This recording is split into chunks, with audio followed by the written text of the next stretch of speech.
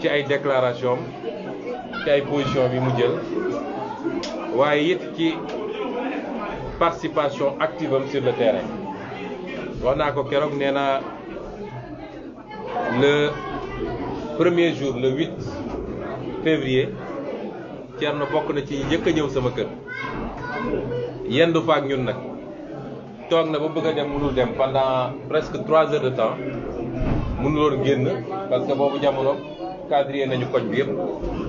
lacrymogène yu bëri keroog defe naa suñu bëti jooy na lu bëree bëri mënul génn kër gi daanaka dafa yendoog ñun donc bokk ak ñun jafe-jafe bi ñu dund bés boobu muy premier jour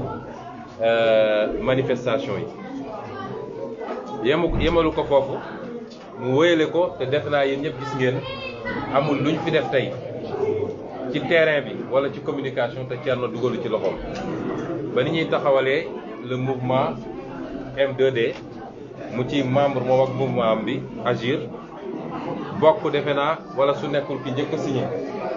pour la mise en place de ce mouvement kon tey su ma fi ñëwee lu war la farata la woon ci man ma ñëw seet si ko lu ñu waroon def la sax lu jiitu lii mais dafa amoon ngànt moom génnoon Ndakaaru ñëw ci sama tur ci sama turu famille ci sama turu parti politique yu ma bokk ci turu mboolem seen mouvement ak parti yi nga xam ne bokk nañu ak ñoom ci coalition ak alliance ñëw ne la merci yaag waa mouvement Agir yëpp waaye au delà mun naa ne ci turu mbooleen seen ñi nga xam ne taxaw nañu xeex parce que xeex bi du xeexu Ousmane Sonko defe naa ñi génn xamoon nañ ni la ñuy xeex dépassé na la personne de Ousmane Sonko te ku yaakaar ne ñi génn ñëpp Ousmane Sonko rek a tax ñoo génn wala ñu génn wala Pastef la nax nga sa bopp. Le peuple sénégalais dans toutes ses composantes s'est levé taxaw comme un seul homme parce que xamoon na ni ce qui était en jeu c'était sa liberté wala ses libertés ses droits c'est la démocratie sénégalaise c'est j'ai dit pas le troisième mandat mais le mandat à vie c'est également pour cette jeunesse-là seen avenir par rapport à la perpétuation de régimes qui ont totalement échoué. Et c'est pourquoi les Sénégalais viennent en masse. Donc, au nom de tous ces gens-là, je suis venu vous dire merci. Et Thierno Bocoum avec le mouvement Agir. loolu nag bettuñu ci Thierno parce que ku am seetlu di ci champ politique Sénégal bi Thierno a toujours été au devant des combats démocratiques dans ce pays toujours en tant que jeune politique en tout cas bi ñu koy ràññee ci politique ba léegi ci loolu lañ ko xam man balaa may dugg politique moom mi ngi woon ci politique taxawaayam assemblée nationale ñëpp gis nañu defe naa li may def assemblée nationale moo ko njëkk a def et il le faisait mieux que moi moo tax bi ma duggee assemblée bu ñu njëkkee gis dafa ma ne il faut nga ñëw ñu waxtaan parce que foofu beneen bërëb la am lu bëri loo xam ne ci nuy assemblée tëddee ak ni muy doxee waxtaan daan nañ ci mu jox ñu ci xalaatam donc Thierno est dans tous les combats démocratiques amul kuñ fi mus a bundaxatal te gis ñu Thierno wala musuñoo mener un combat boo xam ne c'est pour préserver ses acquis démocratiques te Thierno jiitu donc c'est un homme d'action pour la démocratie et c'est pas étonnant que son mouvement s'appelle Agir d'ailleurs parce que tout ce qui s'est passé dernièrement ça répond à ça Agir tàmmoon nañ di wax ni sénégalais yi c'est un peuple trop passif amorphe du ñu agir kenn ku nekk ngi toog sa kër di gérer sa intérêt mais le peuple sénégalais nous a montré que c'est un très grand peuple c'est un peuple qui nous dépasse largement nous sa classe politique et c'est un peuple d'action quand il faut agir c'est pas un peuple anarchiste mais peuple la boo xam ne lu ñor dëgg-dëgg bu jotee lañ ca waroon def nañ ko def kon Thierno merci encore mais au-delà des remerciements nee na ñun ñii ñëpp di politique am na jàngat ñu war a jàngat ci lii xew su dee mënuñoo tafsir message bi nga xam ne moom la ñu peuple bi jox ñii ñu jàmmaarloo woon te peuple bi ànd seeg ñun bu ñu moytuwul peuple bi dañu booleeg ñoom peuple bi daf ñu lancé un message très fort peuple bëggatul dirigeant tappalekat bëggatul dirigeant wurujkat bëggatul dirigeant boo xam ne conception am ci politique c'est la jouissance mooy man ak sama njaboot nu ñuy amee ay milliards bëggatul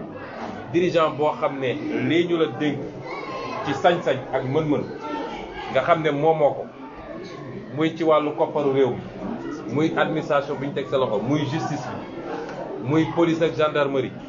renseignement généraux diplomatie lépp li nga xam ne teg nañ ko sa loxo te askan bi teg ko sa loxo di xaar en retour nga jëmale ko fuy soppi nekkinam fuy améliorer dundam peuple bëggatul loolu nga jël ko di ko détourner ci ay complot politique le peuple n'en veut plus et donc la ñu peuple bi wax mooy dafa bëgg politique bi sell politique lu noble la dem nañ ba Sénégal loo wax ñu ne la politicien nii mais politique dafa war a noble parce que servir sa askan la sonn pour sa réew baax la loolu mooy politique sooy affronter un adversaire il faut nga affronter ko sur le terrain politique mooy sur le terrain des idées des programmes et des opinions mais pas sur d'autres terrains te peuple bi bëggatul loolu peuple bi bëggatul situation boo xam ne nit am na sañ-sañ ne opposition dootul am ci réew mi je vais réduire l'opposition à sa plus simple expression loolu démocrate dina ko wax loolu mooy dictature ak parti unique parti état nga bëgg a teg ci Sénégal le peuple a dit bëggatul loolu c'est valable pour moom mais c'est valable pour ñun ñi ñëpp kon peuple bi li mu bëgg mooy na mbir mi sell peuple bi dafa soxla locomotive parce que suñu peuple bi ko jàppale tuuti ñu sori rek allemand gënu ñoo intelligent japonais gënu ñoo intelligent coréen gënu ñoo intelligent amul ku ñu ëpp intelligence te kenn gënul bëgg a liggéey suñu peuple ndaw ñi di jël gaal di dee ci océan bi bëgg a liggéey ak bëgg a tekki ak bañ gàcce moo tax ñu koy def kon ñooñu suñu amoon dirigeant yu baax yu delloo alalu réew mi ci réew mi au lieu ñu jël lépp tey la ko waa bitim réew ba pare rosit bi ciy des ñoom ñu séddoo ko loolu su amoon ci réew mi ci at yu néew yàgg naa ko wax tubaab moo naan nu may def ba émigrer Sénégal waaye Sénégal dootul xaar ba muy émigrer tubaab et ce peuple attend cela de nous donc ñun ñii nekk ci champ politique bi rawatina nag suñu génération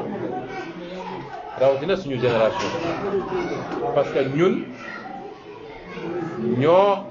eggagul foo xam ne mun nañ ñu konteel eggaguñu fa donc su dee peuple bi am na yaakaar ci keneen ak keneen ci ñun la ko ëppee boole koog li ëpp ci peuple bi ñun ñoo bokk ak ñoom génération kon Thierno nous n'avons plus le droit nous n'avons pas le droit de trahir cet espoir te loolu pour mu am bokk na ci li ñu war a def mooy nañu transcender nos égos kenn ku ne toog fi nga toog kenn ku ne di xool l'autre en chien de faïence moom nii la mel ñoom ne la ñu xalaatee il faut qu'on mette le Sénégal au devant de nos préoccupations qu'on se donne la main et qu'on travaille ensemble dans un cadre ouvert avec un leadership pluriel Sénégal li koy defar du benn nit du benn kuréel kenn ku ne ñu respecté ko ci gëm-gëmam ak organisation ak ay logique am parce que mënuñu bokk gis-gis à 100% loolu mënul am mais mun nañu am un faisceau de concordance yoo xam ne day constituer la passerelle qui va nous permettre de travailler ensemble pour ce pays et ça aussi fi ma jaar yëpp wax naa ko te du waxu tappale du waxu circonstance man du ma tappale ci politique jaraluma ko li ñu may as tuut ci politique on a toujours parlé aux Sénégalais avec le cœur lu ñu leen wax rek lu ñu gëm la te lu ñu leen wax bu ñu doxee tuuti gisal ko seen bopp kii falu yàlla rek ko xam kii falu yàlla rek ko xam sànq nee naa la xoolal exemple Soumaïla Cissé ñaata at la def opposition bu ñu demee ba ñu ne moom rek a fi sës léegi benn virus boo xam ne kenn mënu koo gis ci bët moo ñëw ne ko doo falu kon kuy falu yàlla rek ko xam. Il faut que les gens arrêtent de faire des fixations amul ku ci gën a yell wala ku ci gën a jekk yàlla rek mooy décider au moment venu teewul nag kenn ku ne di nga sabab lu koy andi kenn ku ne di nga def sa effort te sabab bi du toog di galgalante ak déedéet dem ci askan wi wax ak ñoom askan wi saa yu bëtam xonkee su wëlbatikoo gis ni yow yaa ngi koy défendre nga wax ko programme boo xam ne mun na susciter espoir parce que c'est l'espoir qui fait vivre un peuple loolu rek mooy sabab bi mais sabab bi du toog naan diw xaaral ma galgal ko diw maa ngi xaar mu xalangu comme ça man ma am boulevard loolu nax sa bopp la donc loolu Thierno ñun de ñu ngi leen ci tàllal loxo comme niñ ko defee ñëpp dina am ñu koy comprendre parce que nag il faut battre le fer pendant qu'il est chaud ñu bëreeg ma naan da nga war a marquer une pause da nga war a noppalu ci dama ne tant que mi ngi am ay nit yu ñu tëj ci kaso bi te ñun suñu xeex moo tax ñu tëj leen du ma noppalu ñaareel bi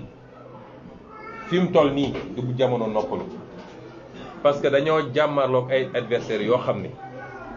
ñun ñëpp gis nañu seen jikko ak seen melokaan gis nañ ni ñu toroxalee nit ñi ci 9 ans yi passé ni ñu jaay nit ñi doole kooku boo demee nag ba xeex am ba yàlla def rapport de force bi inversé wu du jamono jii ngay dem tëdd daaj sa tànk ba moom mu xoggalikuwaat ñëw doggali la jamono jii lañu mën a la ñu askan bi won mooy mi ngeeg ñun gëm naa ni téeméer yoo fi jël juróom-ñetti fukk yi mi ngeeg ñun man loolu laa gëm waaye loolu it dafa ànd ak organisation buñ ko bàyyee noonu muy wàcc di wàcc gëm naa ni opposition buy yeewu dina fekk c'est trop tard c'est pourquoi ma jàpp ni am naa ci aussi comme yow comme keneen ak keneen am naa ci rôle bu ma ci war a jouer mooy ci doxantu yi ñuy doxantu fu ma dem gannaaw jaajëfal gannaaw ngërëm j'ai lancé le même appel et c'est très sincère ñun nekkuñu ci ay calcul politique ku gëm yàlla da ngay xam ni yàlla mooy jox buñ doon wéet ñun dong dinañ dem te luñ ci yàlla jox ñu xam ni lii la waaye li gën mooy ñi bokk gis-gis bokk yéene ci réew mi ñu joxante loxo